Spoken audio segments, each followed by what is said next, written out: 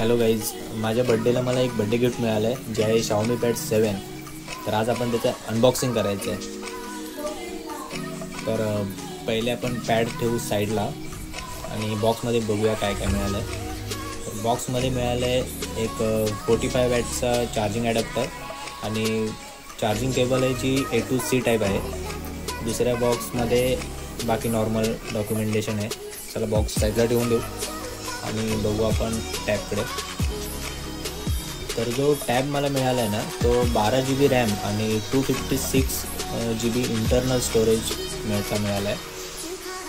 आणि जो टॅब आहे ना, जो मी चालवून बघितला, खूप स्मूथ एकदम, जसं की iPad 11 जनरेशनसारखा फिलिंग येते फुल. डिस्प्ले तर खूप स्मूथ आहे, चालून बघितलं. बाकी आतमध्ये सुद्धा जास्त काय ॲप्स वगैरे नाही आहेत.